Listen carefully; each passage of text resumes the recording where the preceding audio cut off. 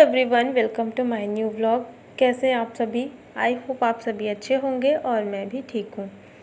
तो फ्रेंड्स, ये वीडियो है सैटरडे का और अभी सुबह का टाइम है। इस वक्त अभी 7:30 बजे हुए हैं और यहाँ पर मेरा सारा काम हो चुका था। बच्चे स्कूल पहले ही चले गए थे और साफ़ सफाई करके फिर मैं आ गई थी किचन में। और आज मैं बनाई थी आलू के पराठे। बच्चों की डिमांड थी काफ़ी दिनों से। वैसे तो हाल ही में मैं बनाई थी, लेकिन आलू के पराठे बच्चों के फेवरेट हैं, इस वजह से उनको बीच बीच में याद आती रहती है आलू पराठे की। और आलू पराठे ना इतना ज़्यादा पसंद है बच्चों को कि अगर उनका बस चले तो वो रोज़ लेकर के जाएं और फिर अभी आएंगे तो वो लोग फिर घर पे भी खाएंगे। तो यहाँ पे मैं अभी सबके लिए बना रही हूँ बाद में। तो ये आलू पराठा और साथ में मैंने बनाई थी चटनी।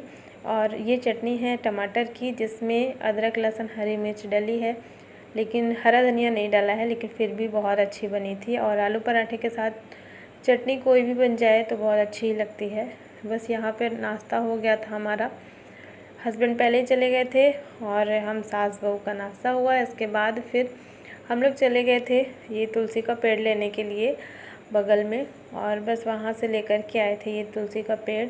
काफ़ी दिन से मैं सोच रही थी लगाने को। तो गर्मी में जब मैं लगाई थी ना, तो फिर जब मैं छुट्टियों में गांव चली गई थी उस टाइम पे फिर जब मैं आके देखी तो ये सूख चुका था।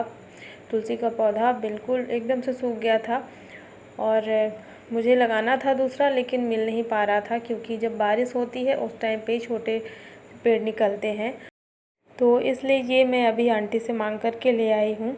और ये काफ़ी बड़ा हो गया है, लेकिन लग जाएगा। इसमें मिट्टी अच्छी वाली है, फ्रेश मिट्टी इसमें डली हुई है, तो ये लग भी जाएगा। मुझे तो लग रहा था कि नहीं लगेगा क्योंकि बड़ा हो गया है, लेकिन ये लग जाएगा। आंटी इसलिए बोल कर के दी है कि ले जाओ लगा देना। और घर में अगर तुलसी का पौधा ना रहे तो थोड़ा सूना सूना सा लगता है ना, क्योंकि हमेशा जैसे आदत होती है ना, घर पे तुलसी का पौधा रहता है, हम पूजा करते हैं। तो अभी बीच में नहीं था ना, तो मुझे थोड़ा अधूरा अधूरा सा लगता था, लेकिन मुझे मिल नहीं पा रहा था, इस वजह से मैंने नहीं लगाया है। बस यहाँ पे ये काम भी हमारा हो गया है। मम्मी भी बोल रही थी लगा लो, कहीं से ढूंढ करके ले आओ, घर में अच्छा नहीं लग रहा है, क्योंकि मम्मी भी जल चढ़ाती हैं, उस पर पूजा करती हैं, तो इस वजह से बोलती जा रही थी। तो फिर मैं गई तो ले आई हूँ। और यहाँ पे मैंने पौधा लगा दिया है और अभी सामने ही यहाँ पे रख दिया है, ताकि जो भी नए पौधे मैं लगाती हूँ वो यहीं पे रख देती हूँ सामने में। यहाँ पे हमारा ज़्यादातर रहना होता है ना, आना जाना, तो फिर नज़र पड़ती है, तो ताकि समझ में आए कि पौधा कहीं ख़राब तो नहीं हो रहा। तो वहाँ पे जहाँ गुड़हल का पौधा लगा हुआ है वहीं पे मैंने तुलसी का भी गमला रख दिया है। और इसके बाद फिर आ जाते हैं अंदर। और यहाँ पे ना अभी लंच वगैरह हो गया था, बच्चे स्कूल से आए, तो लंच करने के बाद का ये टाइम है दोपहर का, लगभग 3-4 बजे रहे होंगे इस टाइम पे। तो यहाँ पे मैं इस वाले रूम को देखी तो बहुत ज़्यादा फैला हुआ था। ये हमारा जो एक रूम है जहाँ पे मतलब कुछ भी होता रहता है, कोई भी सामान हम रख देते हैं। तो अभी यहाँ पे क्योंकि बेड है नहीं, तो पूरा सब कुछ बिखरा हुआ रहता है। बच्चे भी पढ़ाई करते हैं तो उनका भी सारा सामान फैला हुआ रहता है। कपड़े वगैरह जो मैं घड़ी करके रखती हूँ, या फिर नहीं मन होता, कभी कभी टाइम नहीं रहता, तो वो सारी चीज़ें यहाँ पे रख देते हैं इस रूम में। तो मुझे आज इसकी सफाई करनी थी, क्योंकि बहुत ही ज़्यादा मुझे गंदा लग रहा था ये वाला रूम। और इस वाले रूम में मैंने एक चेंज किया है, सुबह सुबह ही कर दिया था, उस टाइम का वीडियो नहीं बनाया था मैंने। तो जो ड्रेसिंग टेबल है हमारा, वो इधर साइड में रखा हुआ था, आपने देखा ही है, जहाँ पे मैं मिक्सी लगाई थी, तो वहाँ पे रखा हुआ था ड्रेसिंग टेबल। और उसके पीछे ना एक स्विच बोर्ड दिया गया है सिंगल, तो वहाँ पे अगर कुछ भी लगाना हो तो बहुत ज़्यादा दिक्कत होती थी, इस वजह से हमने ड्रेसिंग टेबल को दरवाजे के साइड में रख दिया है। अभी आपने देखा होगा। तो ये काम सुबह ही हो गया था, जब हस्बैंड घर पे थे उस टाइम पे ही मैंने करवा लिया था। मुझे ना काम था, कुछ चटनी बनाना था मुझे, तो किचन में जो मेरे इंडक्शन वाला पॉइंट दिया गया है ना, वहाँ पे उसको बार बार निकालना फिर लगाना, तो मुझे लगा कि मैं अलग से ही मिक्सी लगा लेती हूँ दूसरी जगह पे।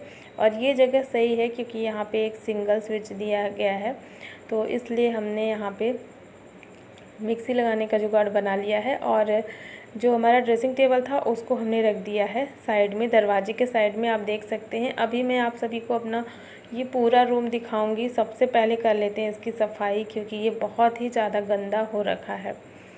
तो कल जो मैंने कपड़े धुले थे ना बहुत सारे, तो वो सारे कपड़े मम्मी जी मेरी घड़ी करके रखी थी, और वो बैठी रहती ना तो ऐसे सारे कपड़े घड़ी करके रख देती हैं।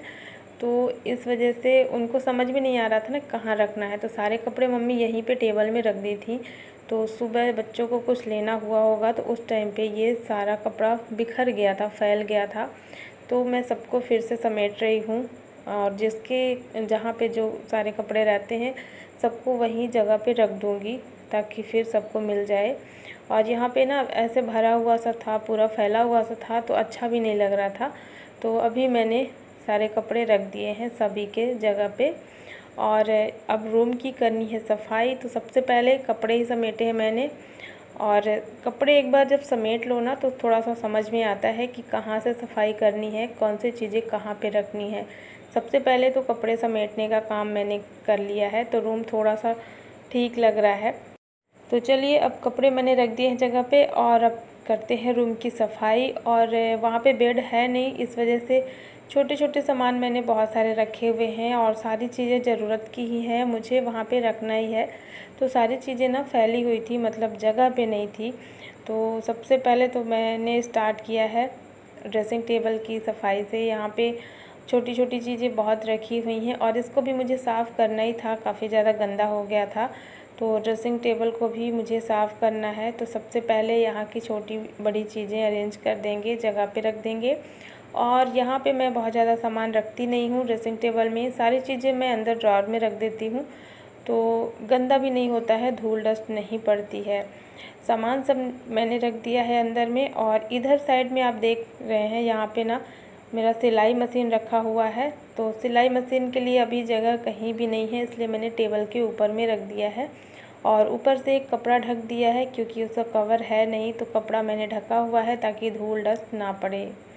और जो ड्रेसिंग टेबल मैंने इधर साइड में रखवाया था सुबह में ना, तो वो थोड़ा सा आगे की तरफ था, विंडो के साइड में। तो मैंने सोचा विंडो अगर कभी खोलने का मन हुआ तो फिर ये खुल नहीं पाएगा, इस वजह से उसको मैंने थोड़ा सा और दरवाजे की तरफ कर दिया, क्योंकि दरवाजे की तरफ में थोड़ा स्पेस बचा हुआ था।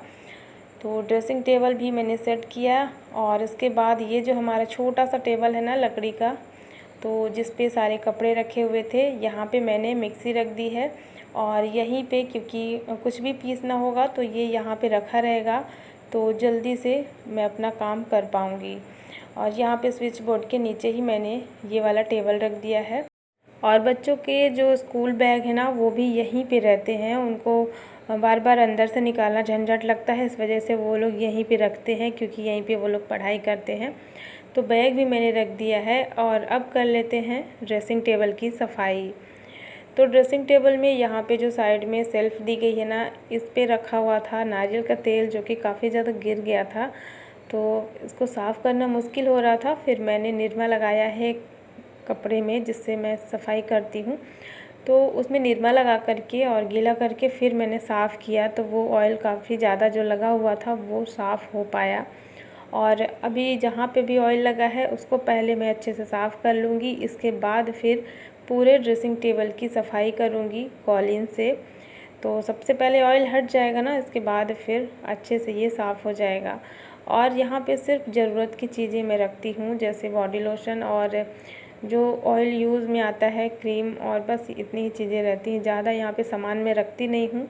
सारी चीज़ें मैं अंदर रख देती हूँ ताकि इसमें धूल डस्ट ना लगे, वरना फिर उन चीज़ों को भी फिर साफ़ करना पड़ता है, इस वजह से यहाँ पे थोड़ा सा ही सामान रखा हुआ है।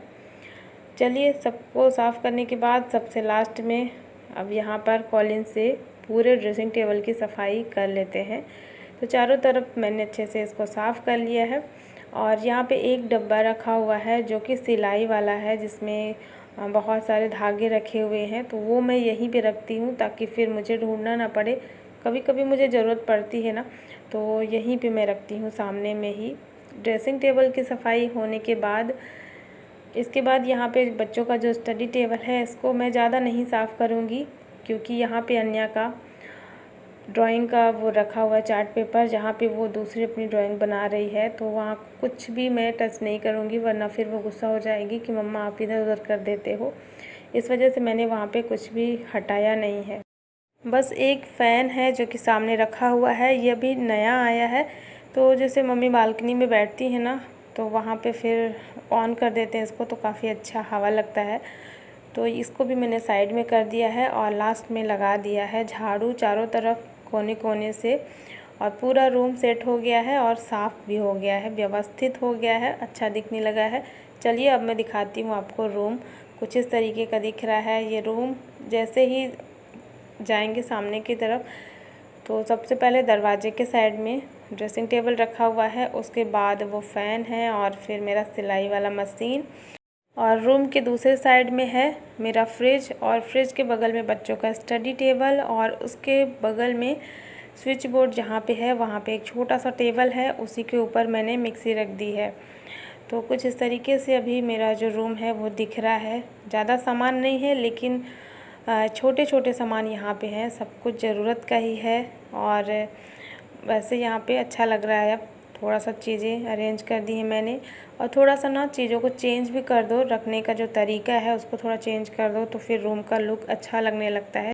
तो इसीलिए मैंने ड्रेसिंग टेबल को इधर साइड में रख दिया है, और बाकी चीज़ें तो जो जहाँ पे है वो वहीं पे रहेगी, क्योंकि फ्रिज का है स्विच बोर्ड जहाँ पे है वहीं पे वो रहेगा, और बच्चों का स्टडी टेबल भी लाइट के नीचे में है तो ये भी सही जगह पे है। और अन्या का ये नया ड्राइंग जो कि अभी वो स्टार्ट की है। तो बस यहाँ पे रूम की सफाई हो गई थी, और फिर शाम को अभी मैं मिल रही हूँ यहाँ पर। शाम का टाइम है, सब्जियाँ आ गई थी तो सारी सब्जियों को धुल करके सबसे पहले मैं रख देती हूँ, ताकि इनका एक्स्ट्रा पानी सारा निकल जाए। फ्रिज में रखने से पहले थोड़ा सा भी अगर पानी रहता है ना, तो कुछ सब्जियाँ ऐसी होती हैं जो कि जल्दी ख़राब हो जाती हैं, जैसे कि गिलकी जल्दी ख़राब हो जाता है अगर गीला रख दिया जाएगा फ्रिज में तो इस वजह से मैं इसको पहले धुल करके रख देती हूँ। पानी इसका सारा सूख जाता है, तब तक मैं खाना बनाऊँगी, और फिर लास्ट में जब सारा काम हो जाएगा तो सारी सब्जियों को फ्रिज में रख देंगे। तो जो छोटी छोटी सब्जियां होती है, जैसे भिंडी है काफ़ी ज़्यादा रहती है और इसको छांटना पड़ता है एक एक करके, और अरबी है तो इसको अलग टोकरी में रख देंगे। और जो बड़ी सब्जियां हैं जैसे कि गिलकी और लौकी थी उसको मैंने अलग रख दिया है। और साथ में आया है आम। इस टाइम पे अभी तो आम ही आ रहा है, क्योंकि आम जाने वाला है, तो जितने दिन भी आ रहा है आम उतने दिन अभी सबको बहुत अच्छा लग रहा है। सारी सब्जियां मैंने रख दी हैं, और चलिए अब बना लेते हैं कुछ टेस्टी सा। तो यहाँ पे मैं बेसन का घोल तैयार कर रही थी, और बेसन में थोड़ा सा हल्दी पाउडर, नमक और थोड़ा सा धनिया पाउडर ऐड करेंगे, और इसका घोल तैयार करना है। तो बस यहाँ पे मैंने डाल दी सारी चीज़ें, और अब इसमें थोड़ा थोड़ा करके पानी डालेंगे, और पानी डाल करके पतला घोल तैयार करेंगे। तो घोल बहुत ज़्यादा पतला नहीं करना है, थोड़ा सा गाढ़ा रहेगा, बहुत ज़्यादा गाढ़ा भी नहीं करना है। जैसे पकौड़े बनाते हैं उससे थोड़ा सा पतला रहेगा। बस यहाँ पे बेसन का घोल जो है रेडी हो गया है। तो आज मैं बना रही हूँ ब्रेड पकौड़ा, जो कि सुबह मैं बनाई थी आलू का पराठा। और जिस दिन आलू का पराठा बनता है तो वो जो आलू का मिश्रण मैं बनाती हूँ ना फ्राई करके, तो वो आलू बहुत अच्छा लगता है सभी को, जिससे मैं अभी ब्रेड पकौड़ा बनाने वाली हूँ। और उससे तो बहुत सारी रेसिपीज़ बन जाती है, आलू बंडा भी बन जाता है और ब्रेड पकौड़ा भी बहुत अच्छे से बन जाता है। तो यहाँ पे मैं ब्रेड मंगाई थी, और बीच में मैंने डाल दिया है 1 चम्मच आलू, चारों तरफ मैंने फैला दिया है, और उसके ऊपर दूसरा ब्रेड का स्लाइस रख देंगे। और फिर बेसन का जो घोल मैंने तैयार किया है ना, इसमें इसको डिप करके चारों तरफ अच्छे से बेसन का घोल लग जाना चाहिए, और गरम तेल में डाल देंगे तो ये फ्राई हो जाएगा। और यहाँ पे ब्रेड पकौड़ा बन रहा है। सासू माँ को मेरे बहुत ज़्यादा पसंद है, तो इस वजह से मैंने सोचा आज आलू का पराठा बना है, और आलू बचा भी था तो इसलिए मैं ये बना रही हूँ। तो बस इसको मीडियम आंच में फ्राई कर लेंगे इस तरीके से। जैसे ये गोल्डन ब्राउन हो जाएगा तो इसको हम निकाल लेंगे, और ब्रेड पकौड़ा मेरा बन गया है। बीच से मैं इसको कट करके देख रही थी अंदर तक अच्छे से पक गया है कि नहीं, तो ये बहुत अच्छे से पक गया है। और चलिए अब मैं गर्मा गर्म इसे दे देती हूँ सासू माँ को। उनको ब्रेड पकौड़ा और पकौड़ी वगैरह कुछ भी फ्राइड चीज़ें बहुत ज़्यादा पसंद है, तो ब्रेड पकौड़ा उनका बहुत ज़्यादा फेवरेट है, इसलिए मैं बनाई हूँ। और यहाँ पे ब्रेड पकौड़ा बन गया था तो मैंने दे दिया उनको। और ये टमाटो केचप के साथ में मैंने निकाला है इसको, चटनी खाने का किसी का मन नहीं था। और चलिए अब सारे ब्रेड पकौड़ा मैं बना कर के रख लेती हूँ, और क्योंकि अभी सबका खाने का मन नहीं था तो इतने मैं बना कर के रख ली हूँ, जब खाना होगा तो खा लेंगे। और यहाँ पे ब्रेड पकौड़ा खाने के बाद फिर भूख किसी को भी नहीं थी रात के खाने की, तो मैं अपना जो भी बचा हुआ मेरा काम था वो निपटा लेती हूँ। और सब्जियाँ जो थी, जो मैंने धुल के रखी थी, उनका सारा पानी सूख गया था, तो सबको मैं रख देती हूँ फ्रिज में। और जो भी किचन में सब कुछ अरेंज करना होता है ना, सब कुछ व्यवस्थित करना होता है रात में सोने से पहले, तो वो सारा काम मैंने कर लिया था। और बस लास्ट में रह गया था सब्जियां रखना, तो सब्ज़ी भी मैंने रख दी है। और ये रूम ना बहुत अच्छा लग रहा है, अभी मैं देख रही हूँ, मुझे बहुत सुंदर लग रहा है, बहुत ही सुंदर लग रहा है। और ड्रेसिंग टेबल रखने का प्लान मेरा यहाँ पे काफ़ी टाइम से था, पहले से ही, लेकिन रखा नहीं था मैंने। तो चलिए फ्रेंड्स, फाइनली सारे काम हो चुके हैं और आज का ये व्लॉग भी मैं यहीं पर एंड करती हूँ। आई होप आप सभी को पसंद आया होगा, और पसंद आए तो लाइक कर देना और चैनल को भी सब्सक्राइब ज़रूर कर लेना। मिलती हूँ आपसे एक नए व्लॉग में। Thanks for watching, bye bye, take care, good night.